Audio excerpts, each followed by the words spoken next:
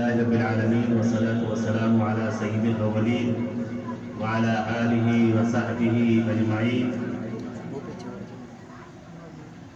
قال رسول الله صلى الله عليه وسلم: طلب العلم فريضة على كل مسلم ومسلمة.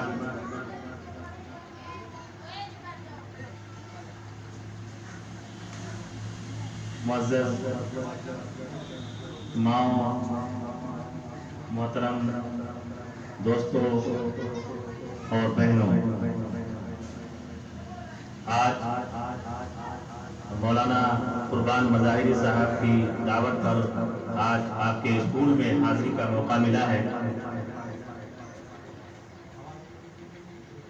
آپ سب کو معلوم ہے پچھلے 2 سال سے تقریباً پورے عالم میں لاک ڈاؤن کی وجہ سے پوری دنیا کا نظام بالکل تھم گیا تھا، رک گیا تھا. عبادت گاہیں بند، اسکول بند، کالجز بند، تعلیم گاہیں بند، مدارس مکاتب یونیورسٹیز بند، پورا سسٹم بند ہو گیا تھا. اس لاک ڈاؤن کی وجہ سے صرف مسلمانوں کا نقصان نہیں ہوا ہے، صرف تائیوں کا نقصان نہیں ہوا ہے، سب سے زیادہ نقصان نئی نسل کا ہوا ہے. یہ جو ہمارے بچے ہیں، ہماری بچیاں ہیں، اسکول میں پڑھنے والے بچے، اسکول میں پڑھنے والی بچیاں، مدارس اور کالجوں میں پڑھنے والے طلبہ، اسٹوڈنٹ، پڑھانے والے علماء، اساتذہ اور یونیورسٹیز کے پروفیسر اور ٹیچر، ان کا نقصان ہوا ہے. نقصان یہ ہوا کہ بچوں کی توجہ تعلیم سے ہٹ گئی، والدین کی توجہ تعلیم سے ہٹ گئی، اساتذہ اور ٹیچروں کی توجہ تعلیم سے ہٹ گئی، اور ایک دن کے ناغے سے جب 40 دن کا ناغہ ہو جاتا ہے، ایک دن کی غیر حاضری سے 40 دن اس کی نحوست رہتی ہے. ایک دن اگر بچہ اسکول میں کالج میں نہ جائے، 40 دن تک اس کا اثر رہتا ہے. میں تو کہتا ہوں پوری زندگی اس کا اثر رہتا ہے، کیونکہ جو سبق چھوٹ گیا وہ چھوٹ گیا. آج جو سبق چھوٹ گیا ہے ٹیچر نے پڑھا دیا ہے، اور جو بچہ غیر حاضر ہے اس کو قیامت کی صبح تک وہ سبق دوبارہ پڑھنے کی نوبت نہیں آتی ہے. اس لیے 40 دن نہیں، پوری زندگی کے لیے وہ نقصان ہو جاتا ہے. اندازہ کیا جا سکتا ہے 1-1.5 سال سے زیادہ لمبی مدت تک جب یہ تعلیم گاہیں بند رہیں گی، عبادت گاہیں بند رہیں گی، کاروبار ٹھپ رہے گا، تو چیزیں خراب ہو جائیں گی. جیسے چیزیں خراب ہو جاتی ہیں رکھے رکھے، جبکہ عمارتیں خراب ہو جاتی ہیں بغیر رہے، فصلیں خراب ہو جاتی ہیں بغیر کچھ بوئے اور لگائے. اسی طرح ہمارا ذہن بھی ہے، ہمارا دماغ بھی ہے، ہمارا فکر بھی ہے، ہمارے دل کی بھی یہی کیفیت ہے. جب ہمارے دل کے اندر کوئی نئی چیز آئے گی نہیں، کوئی نئی چیز جائے گی نہیں، جب ہمارے فکر کے اندر، ہمارے ذہن و دماغ کے اندر نہ کوئی نیا سبق آئے گا، نہ کوئی نئی ہدایت آئے گی، نہ کوئی نئی نصیحت آئے گی، نہ کوئی نئی تعلیم آئے گی، تو پھر اس کا نتیجہ یہ نکلا کہ بچوں کی طبیعت پڑھنے سے، اساتذہ کی طبیعت پڑھانے سے ہٹ گئی. اور یہ جو نقصان ہوا ہے اتنا ناقابل تلافی نقصان ہے کہ صدیوں تک اس کی بھرپائی ناممکن ہے. بڑے بڑے اچھے دماغ والے، حوصلے مند طلبہ، ہوشیار طلبہ، ہوشیار اساتذہ، انہوں نے اپنی لائن چینج کر لی.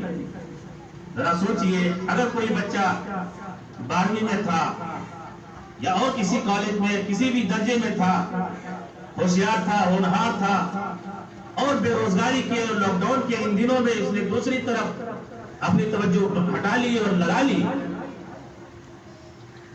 تو اسکول کا تو نقصان ہوا ہی، اس کے گھر والوں کا بھی نقصان ہوا، تعلیم کا نقصان ہوا، اور ملک آنے والی نئی نسل کی بہترین صلاحیتوں سے محروم ہو گیا. مذہب محروم ہو گئے، دھرم محروم ہو گئے. اس لیے آج کی تاریخ میں کھانے سے زیادہ ضرورت ہے پڑھنے کی اور پڑھانے کی. اگر 2 ٹائم بچہ کھانا کھاتا ہے، 1 ٹائم کھانا ملے تو کوئی حرج نہیں، لیکن بچے کو پڑھانے کی ضرورت فی زمانے میں اس لیے زیادہ ضروری ہے کہ آنے والی قوموں کا انحصار اور مدار اسی قوم پر ہے. چراغوں سے چراغ جلتے ہیں, دیے سے دیے روشن ہوتے ہیں, اسکول سے اسکول بنتے ہیں, ٹیچر سے ٹیچر پیدا ہوتے ہیں, ماؤں سے مائیں وجود میں آتی ہیں. اور مائیں اگر سونی پڑ جائے, ماؤں کی گود اگر سونی پڑ جائے, ماؤں کی گود اگر سوکھ جائے, اولاد پیدا نہ ہو, تو کسی بھی ماحول میں, کسی بھی دھرم میں, کسی بھی معاشرے میں اس کی طرف انگلی اٹھائی جاتی ہے. بالکل اسی طرح کالج میں, تعلیم گاہوں میں, عصری اداروں میں, یا دینی مدارس و مراکز قرآنیہ میں اگر پڑھنے والے بچے نہ ہوں, یا پڑھانے والے ٹیچرز اساتذہ نہ ہوں, یا اچھی قوم پیدا نہ ہو, تو یہ بدنامی کی بات ہے. اس دور میں, لاک ڈاؤن کے دنوں میں اسکول بند ہو گئے, تو کیا گھروں کے دروازے بھی بند ہو گئے تھے؟ کیا والدین کے نظریے بھی بدل گئے تھے؟ مانا کہ کچھ مہینوں کے لیے اسکول بند ہو گئے, لیکن یہ ہمارے والدین کی, ہمارے سرپرستوں کی کتنی بڑی غفلت اور کتنی مجرمانہ غفلت ہے کہ انہوں نے یہ سوچ لیا کہ اسکول بند ہو گئے اس لیے بچوں کو ان کے رحم و کرم پر چھوڑ دیا. اگر حفظ کا کوئی طالب علم ہے اور وہ قرآن کی تلاوت نہیں کر رہا ہے, اپنے یاد کیے ہوئے سبق کو دوبارہ یاد کرنے کی کوشش نہیں کر رہا ہے, تو مائیں بھی اس کی طرف کوئی دھیان نہیں دے رہی ہیں, اور ان کے والد بھی کوئی دھیان نہیں دے رہے ہیں, اس کے سرپرست بھی غفلت میں پڑے گئے, اور سب نے یہ کہہ دیا, ہاتھ پہ ہاتھ رکھ کے بیٹھ گئے کہ اسکول بند ہو گئے, مدرسے بند ہو گئے, کیا کیا جائے. یہ کوئی مسئلے کا حل نہیں تھا. اگر بیماری ہو, ڈاکٹر نہ ہو, تو کیا پھر کہیں اور سے دواؤں کا حصول ممکن نہیں ہے. بچیوں کے والدہ کو چاہیے تھا کہ اپنی بچیوں کی طرف دھیان دے. جو بچیاں جہاں تک پڑھی ہوئی ہیں ان کے لیے گھروں کے اندر پڑھنے کا پڑھانے کا ماحول بناتے. والدین کا فرض تھا کہ ان کے جو بچے ہیں انہوں نے جہاں تک یہ پڑھا تھا آگے ٹیوشن لگاتے, استاذ کو اور اطالب کو اور ان کے ٹیچر کو بلاتے اور کہتے کہ آپ کو پڑھانا ہے, گھر گھر پڑھانا ہے. صحابہ کرام کے زمانے میں اسکول نہیں تھے, ادارے نہیں تھے, تعلیم گاہیں نہیں تھی, لیکن کیا صحابہ کرام جاہل رہے؟ نہیں, صحابہ کرام پڑھے لکھے تھے. کیوں؟ اس لیے کہ گھروں کا جو تعلیمی سسٹم تھا جو آج بھی جاری ہے, اسکول سے پڑھنے کے بعد بہت سے بڑی تعداد ایسی ہوتی ہے جو کوچنگ سینٹر میں بچے پڑھنے کے لیے جاتے ہیں, الگ الگ مستقل طور پر ان کے لیے اساتذہ متعین کیے جاتے ہیں, اور وہ اساتذہ اپنی ذمہ داری کا احساس کر کے بچوں کو پڑھاتے ہیں, اور بچے جو ہے آگے نکلتے بڑھتے چلے جاتے. ہمارے والدین کی غفلت یہی رہی ہے, معاف کرنا, کہ نہ ماؤں نے اپنی بچیوں کی طرف کوئی توجہ دی, اور نہ والدین نے, والد نے اپنے بچوں کی طرف کوئی توجہ دی, نہ اساتذہ نے اس پر کوئی توجہ کی. مان لیا کہ اسکول بند ہے لیکن گھر بند نہیں تھے. اگر استاد چاہتا, اگر استاذ کے اندر اپنے بچوں سے تعلق رہتا, محبت رہتی, تو وہ استاذ تھوڑے دن کی بات تو تھی, گھروں کو جا سکتے تھے اور ان کے اپنے بچوں کو, اپنے شاگردوں کو پڑھا سکتے تھے, ان کا سبق سن سکتے تھے. ایک دن میں اللہ تعالیٰ نے 24 گھنٹے بنائے ہیں. 24 گھنٹوں میں اگر 12 دن استاد محنت کرتا, ایک بچے کے گھر میں جا کر کے صرف آدھا گھنٹہ پڑھاتا, تو پھر آپ جہاں سمجھ لیجئے کہ 24 بچوں کے گھروں میں آرام سے ان کو پڑھا سکتا تھا الگ الگ. لیکن نہیں ہوا, غفلت ہے. ہم بہت خوش رہتے ہیں کہ حضرت ارقم رضی اللہ تعالیٰ عنہ کے گھروں میں قرآن کریم کی تعلیم ہوتی تھی. حضرت خباب رضی اللہ تعالیٰ مکتب میں اپنے گھروں کے اندر لوگوں کے پاس جا کر کے تعلیم حاصل کی, یا امہات المؤمنین کے گھر جو ہے وہ تعلیم گاہیں بنے ہوئے تھے. یہ سب کہنے کی باتیں ہیں. عمل کرنے کی ضرورت آئی, نوبت آئی, تو ہم لوگوں نے اپنے ہاتھوں پر ہاتھ رکھ لیے اور غفلت کے دبیر پڑتے اپنے ذہن و دماغ پر تاریخ کو جاری کر لیے, اور کوئی توجہ نہیں دی کہ اپنا ہی بچہ جو بیکار ہو رہا ہے, جو موبائل کے ذریعے سے اپنی زندگی برباد کر رہا ہے, اپنی ہی بچی جو موبائل پر گیم کھیل کر کے اپنا قیمتی وقت برباد کر رہی ہے, اس کی طرف کوئی توجہ نہیں دی گئی. بچوں کا جو 1.5-2 سال کا وقت برباد ہوا ہے, اس کا جواب اساتذہ نہیں دیں گے, اس کا جواب اسکول اور کالج نہیں دیں گے، اس کا جواب اسکول اور کالج کے ذمہ داران نہیں دیں گے، اس کا جواب والدہ کو، والد کو دینے کی ضرورت ہے۔ تعلیم اگر ہو رہی ہو اور بچے کو سبق یاد نہ ہو اور چند دن بچہ سبق یاد نہ کر پائے تو والدین مدرسے میں آ کر کے یا والدہ اسکول میں جا کر کے ایک قرآن برپا کر سکتے ہیں کہ ہمارا بچہ پڑھنے جائے اور آپ پڑھانے توجہ نہیں دے رہے۔ 1.5 سال 2 سال کا عرصہ اللہ تعالیٰ نے آپ کا امتحان لینے کے لیے آپ کے گھر میں آپ کا بچہ بٹھا دیا، آپ کی بچی بٹھا دی، اور یہ دیکھنے کے لیے، دکھانے کے لیے دنیا کو کہ دیکھو مدرسے اور اسکول اچھے ہوتے ہیں، کہ آپ کا گھر کا ماحول اچھا ہوتا ہے۔ اس لیے میرے دوستو، اس زمانے میں تجربہ یہ ہوا کہ جب آپ کا بچہ 24 گھنٹے کے لیے گھر کی چار دیواری کے اندر بند ہے اور آپ اپنے بچے کو کچھ پڑھانے میں اور آگے بڑھانے میں، یا آپ اپنی بچی کو پڑھانے اور آگے بڑھانے میں ناکام اور سست روی کا شکار ہو گئے اور غفلت و مجرم بن گئے، اس لیے ضرورت اس بات کی ہے کہ بچوں کے لیے الگ، بچیوں کے لیے الگ، دینی تعلیم کا الگ، عصری تعلیم کا الگ سسٹم بنایا جائے، نظام بنایا جائے۔ اور صرف یہی نہیں کہ بچیاں ہماری 10ویں 12ویں پڑھ کر کے اپنے گھروں کے اندر بیٹھ جائے، نہیں، میں اس بات کی حمایت کرتا ہوں، اور ماؤں یہاں پر آپ بیٹھی ہوئی ہیں، میں آپ سے ریکویسٹ کرتا ہوں کہ اپنی بچیوں کو انجینئر بنائیے، اپنی بچیوں کو ڈاکٹر بنائیے، اپنی بچیوں کو آگے بڑھنے کا فن اور ہنر دیجیے، اپنی بچیوں کو پردے کے ساتھ میں رہ کر کے جہاں تک وہ پڑھنا چاہتی پڑھانے کی کوشش کیجیے۔ یہ کتنی بڑی شرم کی بات ہے، کتنے احساس اور افسوس کی بات ہے کہ ہماری مائیں جب بیمار ہوں، زچگی کا جب وقت آئے، ولادت کا جب وقت آئے تو غیروں کے پاس پہنچائے جائیں۔ یہ لعنت ہے مسلمانوں کے اوپر، افسوس ہے مسلمانوں کے اوپر۔ اگر ہماری بچیاں ڈاکٹر ہوں تو ہماری بہنوں کو غیر مسلموں کے یہاں علاج کرانے کے لیے جانے کی ضرورت قطعی نہیں پڑے گی۔ اگر ہماری بچیاں انجینئر ہوں تو ہمارے لوگوں کو متعلقہ کاموں کے لیے غیروں کے پاس جانے کی قطعی ضرورت نہیں پڑے گی۔ ہم بدلتے ہیں رخ ہواؤں کا، آئے دنیا ہمارے ساتھ چلے۔ اے میری ماں اور بہنوں، آپ صرف اپنے گھر کے اندر کھانا پکانے کے لیے پیدا نہیں کی گئی ہو، آپ صرف گھر کی دیکھ ریکھ کرنے کے لیے پیدا نہیں کی گئی ہو، آپ کے اوپر آپ کے بچوں کی ذمہ داری ہے۔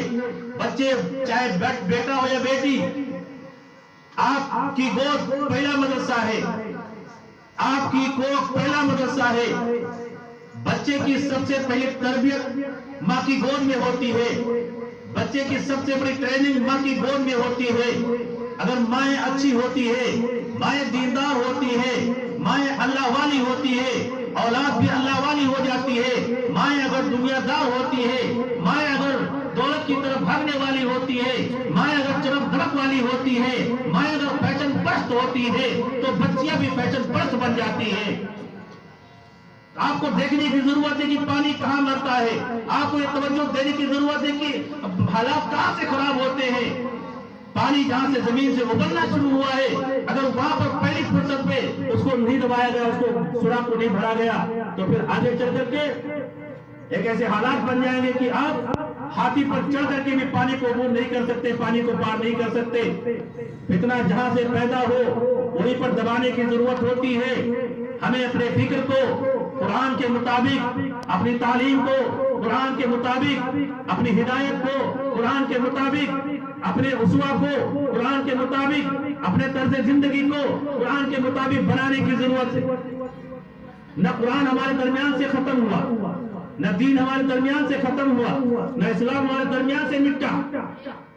اسلامی تعلیم بھی ہمارے پاس، قرآن بھی ہمارے پاس، نبوی ارشادات بھی ہمارے پاس، اسکول بھی ہمارے پاس، کالجز بھی ہمارے پاس، دینی مدارس بھی ہمارے پاس، اور قرآنی مکاتب بھی ہمارے پاس۔ اس کے باوجود اگر مسلمان بچے آگے نہ پڑھ سکے، اس کے باوجود اگر مسلم بچیاں آگے نہ پڑھ سکے تو قصور کس کا ہے، جرم کس کا ہے؟ ہمیں اس جرم کو توجہ دینی ہے۔ اماں عائشہ وہ بھی تو خاتون تھی، اماں خدیجہ وہ بھی تو خاتون تھی، حضرت سمیہ وہ بھی تو خاتون تھی، حضرت فاطمہ الزہرا وہ بھی تو خاتون تھی، کلثوم اور زینب و رقیہ وہ بھی تو خاتون تھی، لیکن ان کے کارنامے دیکھیے اور ہمارے بہنوں اماؤں کے کارنامے دیکھیے۔ جن کے ہاتھوں میں صبح اٹھ کر قرآن کریم ہونا چاہیے، جن کے وجود کو صبح اٹھ کر مصلی پر ہونا چاہیے، نہ ان کے وجود کو مصلی پر دیکھا جاتا ہے، اور صبح اٹھ کر ان کے ہاتھوں میں نہ قرآن دیکھا جاتا ہے۔ کیا دیکھا جاتا ہے؟ ایک موبائل دیکھا جاتا ہے۔ فسادات کی جڑ ہے موبائل، خرافات کی جڑ ہے موبائل، غلط کاریوں کی جڑ ہے موبائل، وقت کو ضائع کرنے کی جڑ ہے موبائل، بچیوں کو اور بچوں کو برباد کرنے کی جڑ ہے موبائل۔ ٹی وی میں اتنا جرم نہیں تھا، ٹی وی اتنا خراب نہیں تھا جتنا خراب آپ کا موبائل ہے۔ اپنے بچوں کو اور بچیوں کو موبائل سے دور کیجئے۔ آپ یہ مت کریے، یہ مت سوچئے کہ بچہ ہے گیم کھیلتا ہے، گیم کھیلتے کھیلتے پتہ نہیں کیا کھیل شروع کر دے گا، آپ کو پتہ بھی نہیں چلے گا۔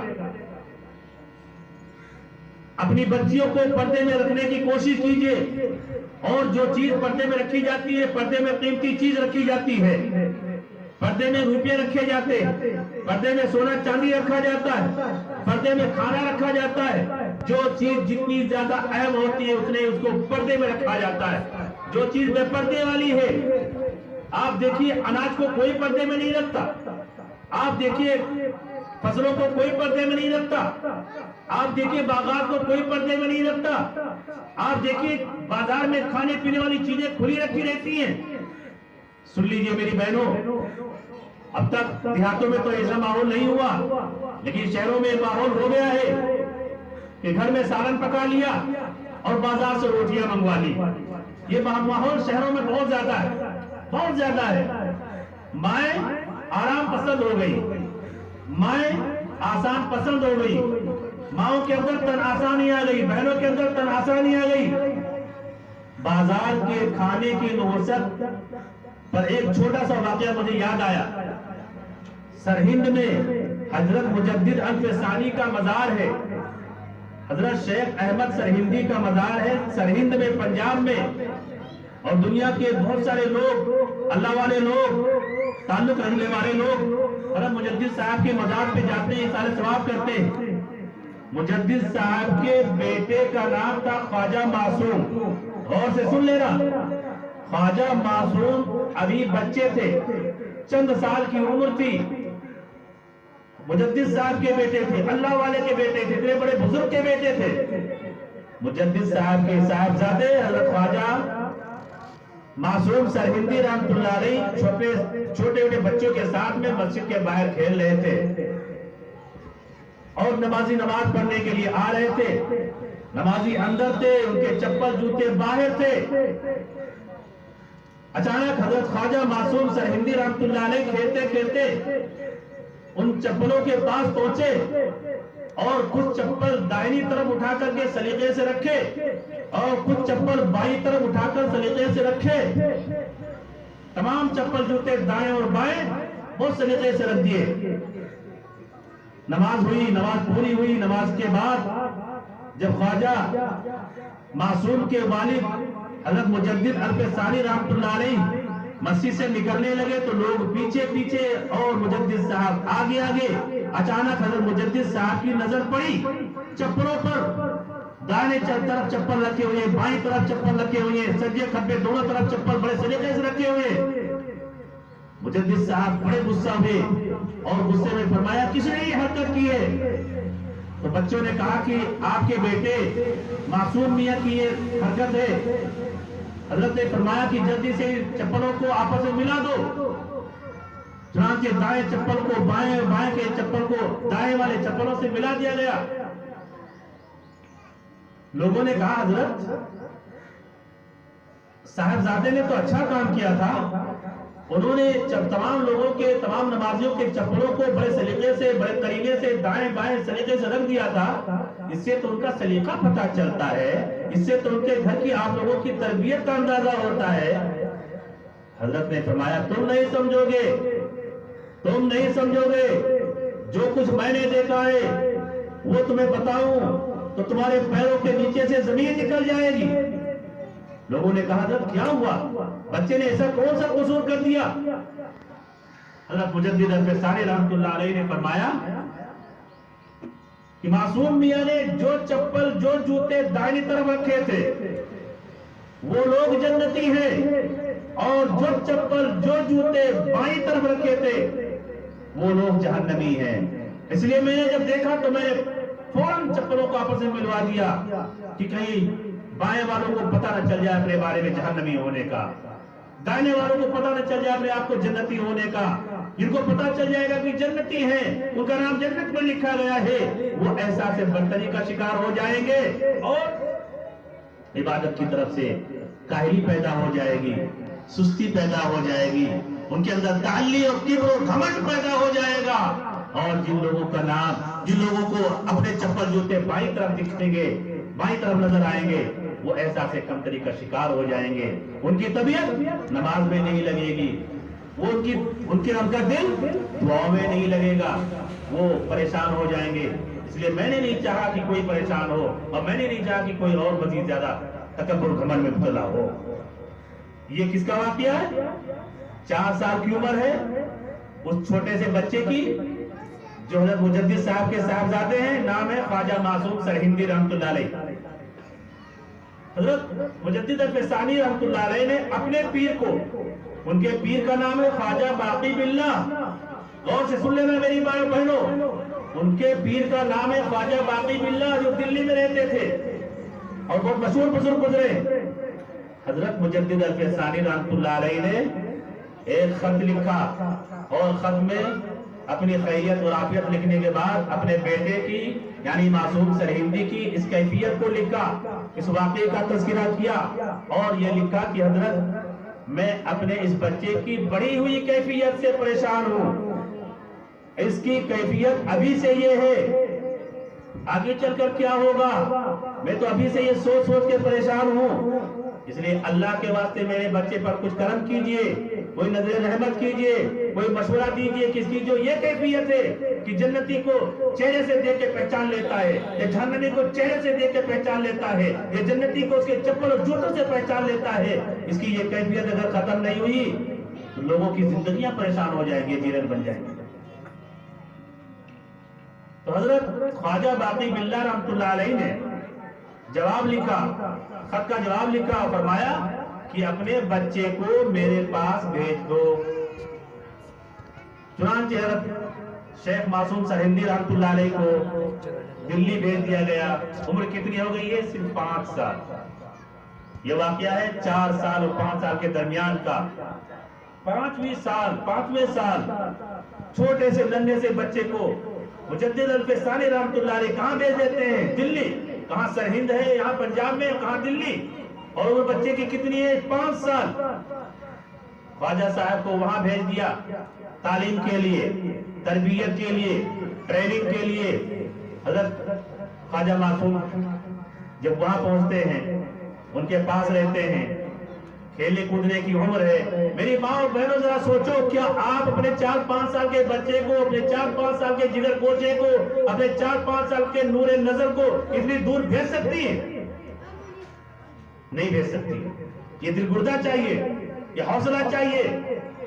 چنانچہ انہوں نے وہاں پر جو ہے کچھ دن تک گزارے، تربیت میں رہے، حضرت کی تعلیم حاصل کی، تعلیم پائی، اور کچھ دنوں کے بعد جب اپنے گھر واپس کیے گئے، گھر واپس پہنچے سرہند میں، تو ان کی یہ کیفیت ختم ہو چکی تھی۔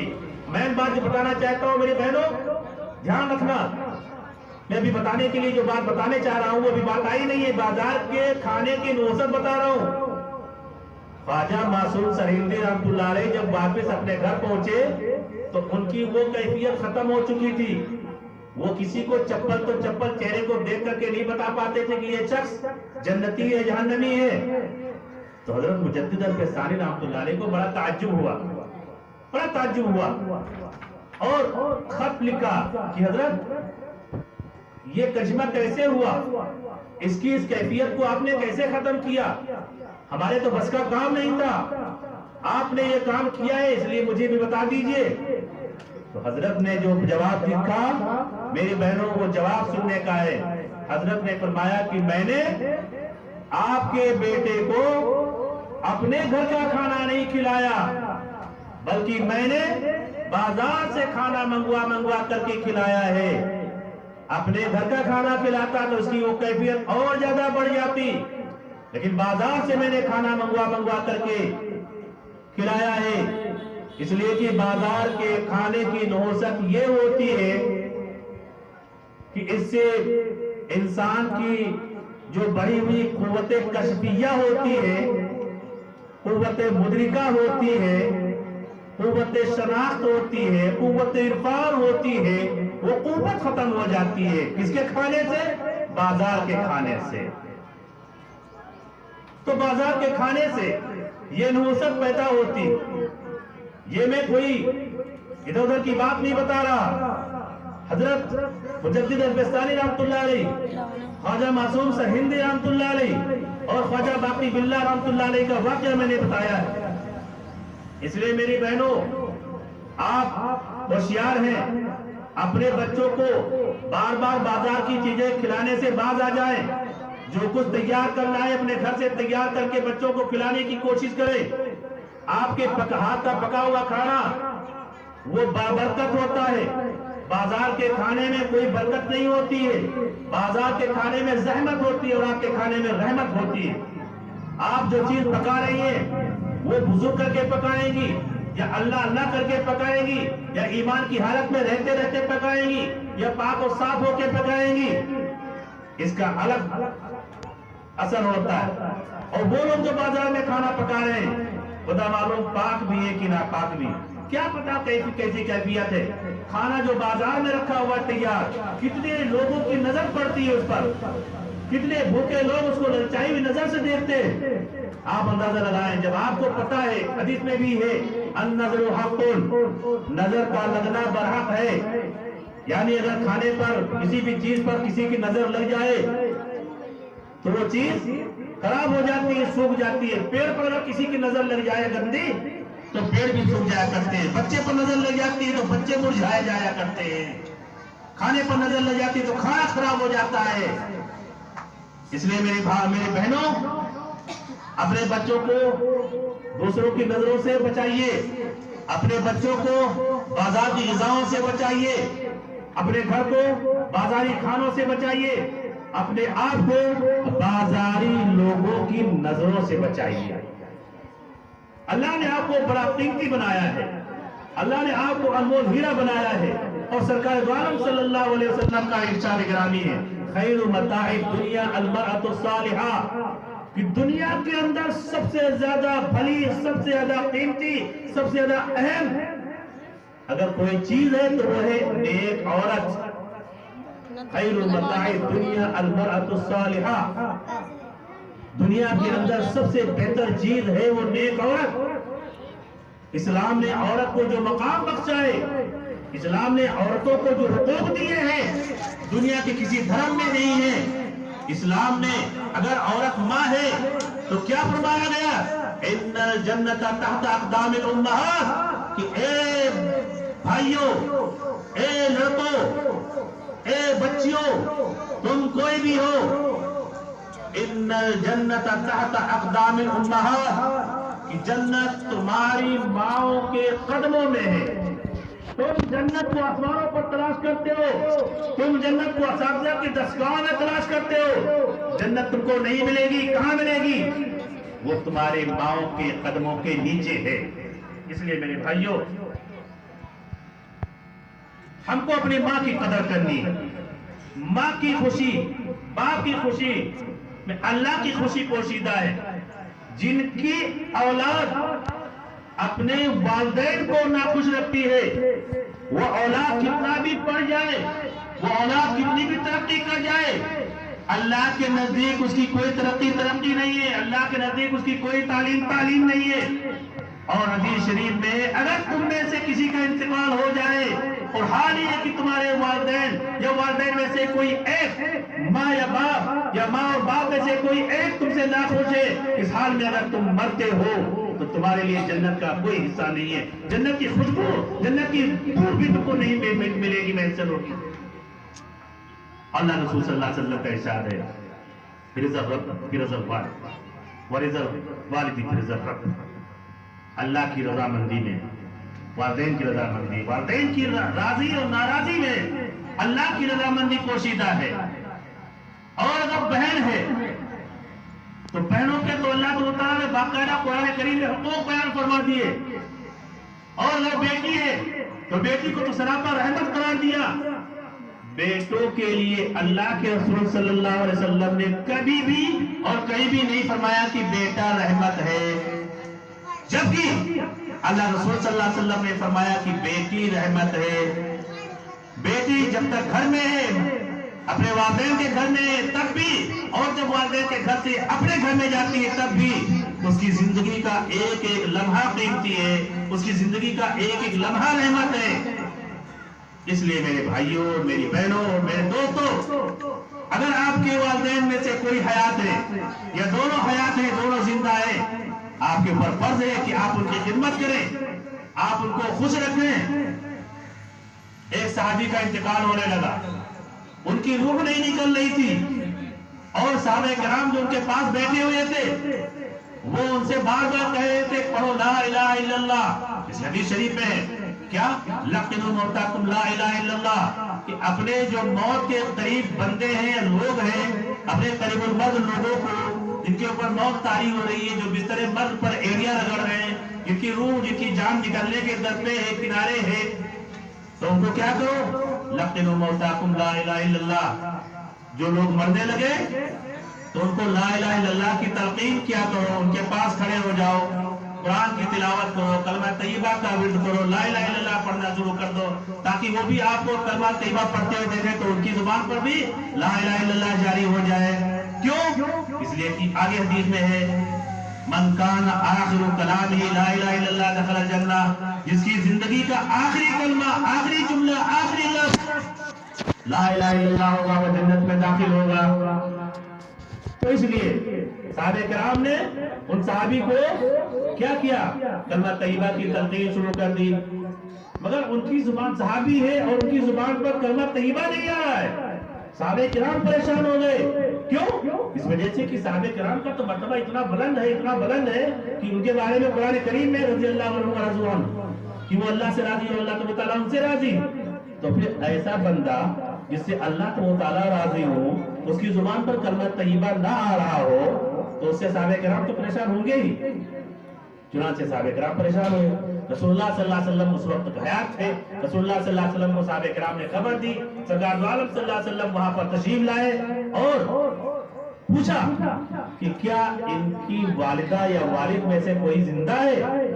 صحابہ کرام نے عرض کیا کہ یا رسول اللہ، والد تو ان کے فوت ہو گئے تھے لیکن والدہ بھی زندہ ہے۔ تو والدہ کو بلایا گیا، رسول اللہ صلی اللہ علیہ وسلم نے فرمایا کہ جاؤ بڑی اماں کو بلا کے لاؤ۔